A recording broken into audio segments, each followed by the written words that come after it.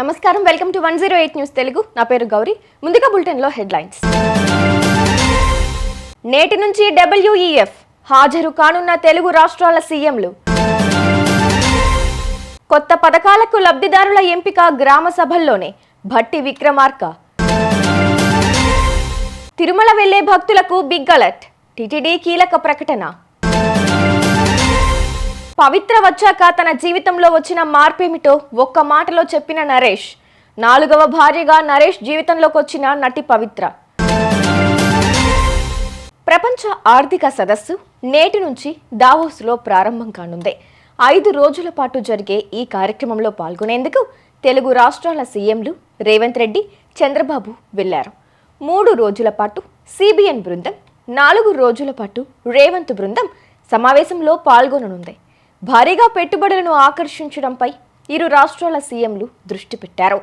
ఈ సదస్సులో భారత్ సహా పలు దేశాలకు చెందిన 2800 మంది నేతలు పాల్గొంటారు. రాష్ట్ర ప్రభుత్వం ఇందిరమ్మ ఇల్లు, కొత్త రేషన్ కార్డుల జారీ, రైతు భరోసా, ఇందిరమ్మ ఆత్మీయ భరోసా లబ్ధిదారుల ఎంపిక గ్రామ సభల్లోనే ఉంటుందని డిప్యూటీ సీఎం భట్టి విక్రమార్క స్పష్టం చేశారు. ఇందులో ఎలాంటి అపోహలు పెట్టుకోవద్దని తెలిపారు. అర్హులందరికీ న్యాయం చేస్తామని చెప్పారు. ఈ నెల 26 నుంచి రైతు భరోసా సాయం అందిస్తామని వెల్లడించారు. భూమి లేని నిరుపేదలకు ఖాతాల్లో ఏటా 12,000 రూపాయలు జమ చేస్తామని పేర్కొన్నారు. అట్లాగే రైతు భరోసా కింద ఇప్పుడు మనం 26వ తారీఖు నుంచి పెద్ద ఎత్తున వ్యవసాయ యోగ్యమైనటువంటి భూములన్నిటికీ ఎటువంటి షరతులు లేకుండా మనం 12,000 సంవత్సరాలు, గతంలో 10,000 ఉంటే ఇప్పుడు 12,000 పెంచిస్తా ఉన్నాం.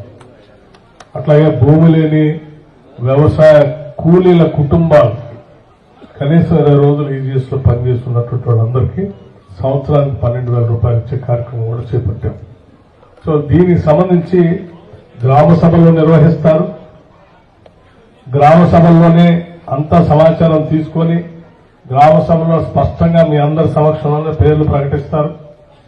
ఇంకా ఎవరైనా అందులో మిస్ అయి ఉంటే ఆ గ్రామ సభలో ఎవరైనా చెప్తే అక్కడికక్కడే వెరిఫై చేసి వాళ్ళ అర్హత ఉంటే వాళ్ళకి కూడా యాడ్ చేస్తారు.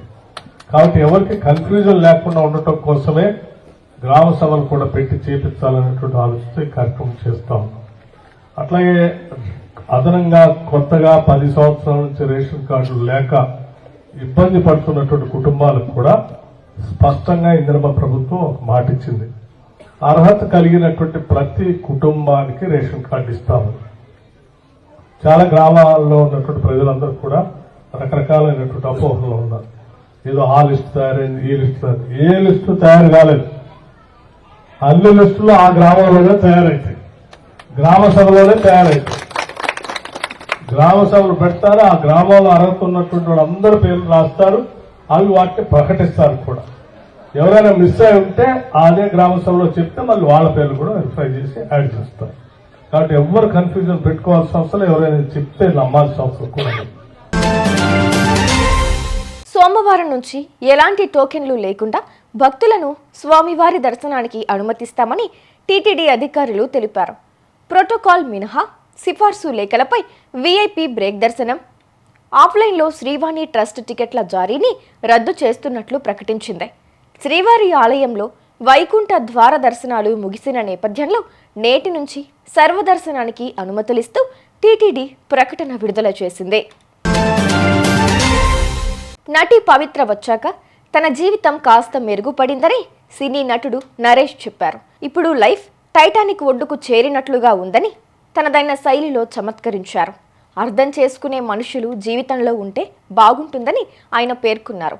ఇక సూపర్ స్టార్ మహేష్ బాబుతో తనకు మంచి అనుబంధం ఉందని చెప్పారు. భవిష్యత్తులోనూ ఇదే బంధం కొనసాగిస్తామన్నారు.